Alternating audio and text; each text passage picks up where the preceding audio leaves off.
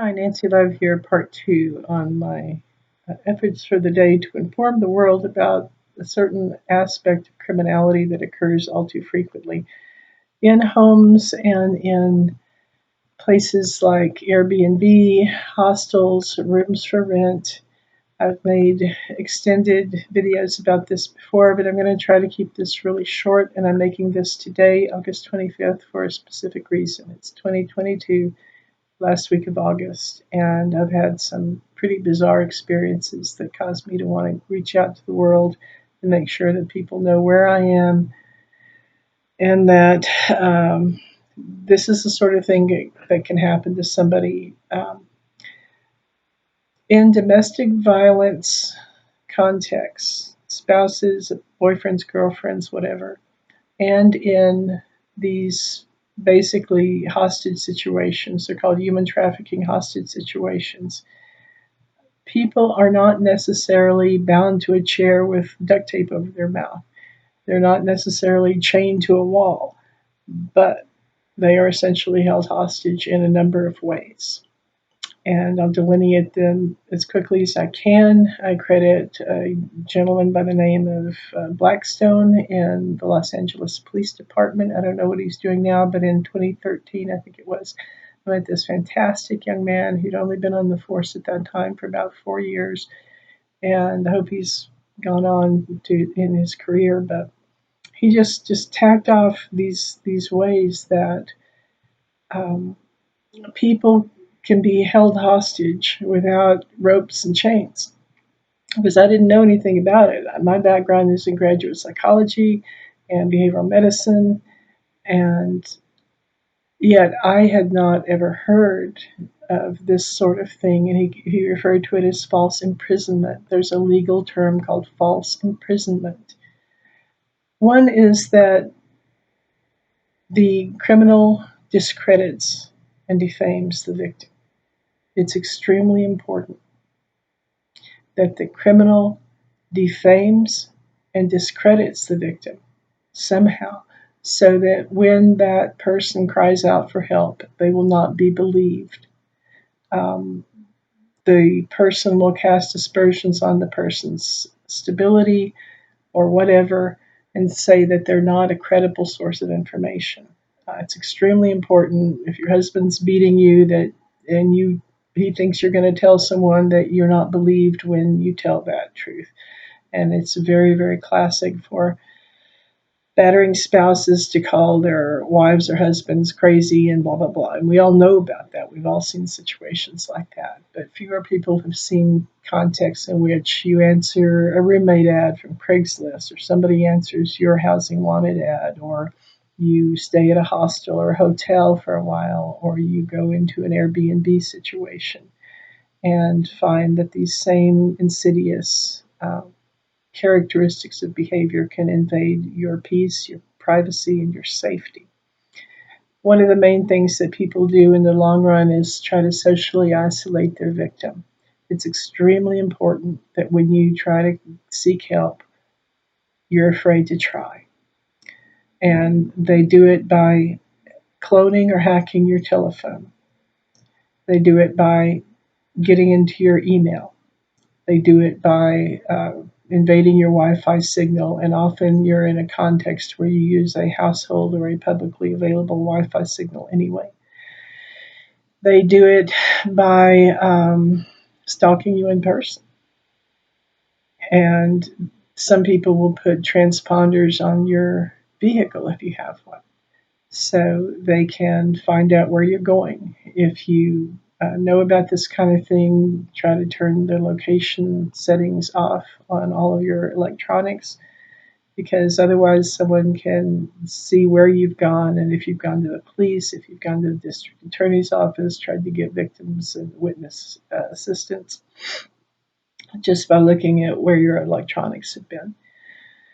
They want you to be afraid to ask for help. They want you to be disbelieved if you tell the truth about why you need help. And they will try to prevent you from doing that. One of the main ways, and this seems counterintuitive, right? one of the main ways that someone who basically has you falsely imprisoned or in a human trafficking hostage situation, or a domestic violence situation will keep you in line according to their preference for you to be a compliant victim is by threatening you with homelessness. They often control or influence somehow your financial well-being, even to the point of stealing your money, your credit cards, whatever. They will try to commandeer your government benefits if you have any. They will. I heard of a situation years ago in which somebody broke somebody's automobile repeatedly, caused repeated automobile breakdowns, and he admitted that it was so that she couldn't leave. It's a very, very complex situation that these crime victims get into, and the criminals are very, very methodical and motivated to keep their victims quiet and victims. They don't want you to leave. They don't want you to get your freedom. It's narcissism, it's obsessive compulsive behavior, and keep in mind OCD is about being obsessed with controlling someone. Narcissism and obsessive compulsive behavior are so deeply intertwined. It's a very, very difficult really to see the distinction between them if you understand the diagnostic categories very well. And people with OCD are obsessed with controlling you, and they have a compulsion to behave in ways that exact that control. So, what we have is a context in which they will often threaten to put you in the street that minute if you don't comply, if you don't let them, sexually assault you or do drugs with them or whatever. Um, in one context I knew of many, many years ago, the person was the spouse who kept trying to get the other spouse to do illegal things with, white collar fraud or file fake tax returns or something like that, and the criminal kept coercing the victim into compliance. I'm not sure whether she did or not, but I heard that complained, and that the threat was that he would throw her with their pets into the road because the house was his, and blah blah blah. So it goes on. You see the trend of the way these people think. Uh, any aspect of control that these people can get in your life, they will try to get, and you've got to stop them. You've got to go ahead and seek help. Seek help from law enforcement, friends, family, strangers if you have to, but you've got to go ahead and reach out, because the more isolated they get you, the more power they have over you, and the longer this sort of thing can go on. They have even disabled people. They have physically assaulted people to the point where the people can't even physically function. And oh yes, let me mention as well the two-partite, the drugging someone without their permission or knowledge. There are two different scenarios whereby someone can be drugged by these people who are trying to hold them hostage or commit domestic violence perpetually against them. And one is to sedate them, cause them to be unconscious, leaving the way open for sexual assault and for being trafficked without even being aware that that's happening. There's drowsiness and confusion. Some drugs like prednisone will cause.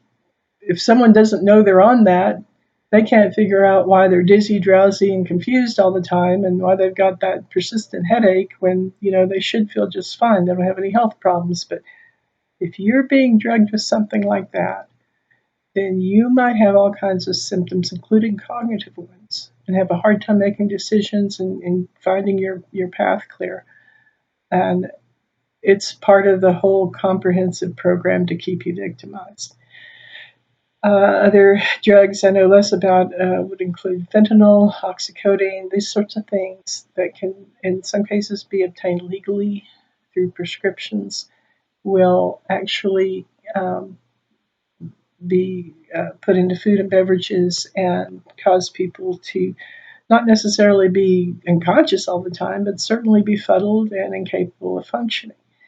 So, the other way that I've seen this work is when people are slipped some sort of stimulant. If you weren't a cocaine user or a methamphetamine addict or never been on Adderall, but somebody started doctoring your system with those things, you might start behaving in ways that are you might be revealing agitation or vehemence, or you might talk at a louder vocal level, or you might wave your hands around or seem out of control when in point of fact you've been drugged. And why on earth would somebody who's trying to victimize you and basically keep you hostage cause you to be stimulated in order to discredit you? Because if they can make you seem, like some wild person out of control, when ordinarily your consciousness is to be not drugged, stable, rational, easy to get along with, if they can doctor your system to where you are losing impulse control, even with what you say, maybe with what you do, then that's a whole other way that they've, brought you in to their way of victimizing you. You've got to understand the concept of false imprisonment. It's a way of keeping people controlled and present and victimized, and it's got to end. The police are a lot better at figuring this sort of thing out than some of these criminals realize.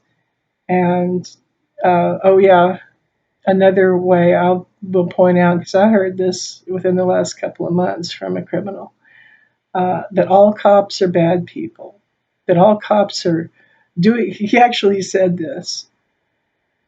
He said all cops are on cocaine and criminals, and I happen to know for an absolute fact that them's fighting words, and that's not true.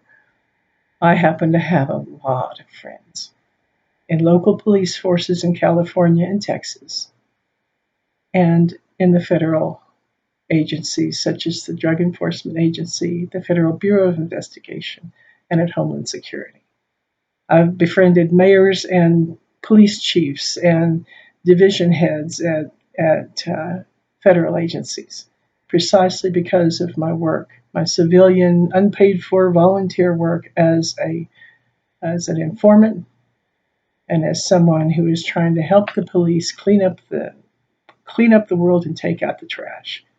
But these people who are trying to victimize practically everyone will buy and sell you like a slave. They will drug you, rape you, traffic you while you're unconscious or otherwise cognitively compromised. They will steal from you. They will steal your identity.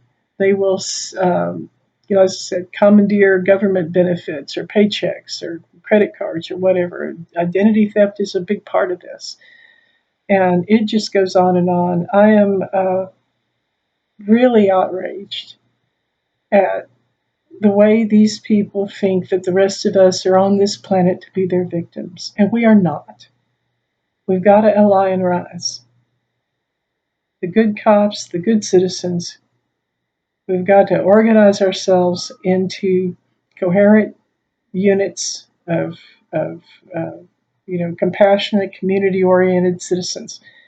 We've got to ally and rise because we need to take out this trash.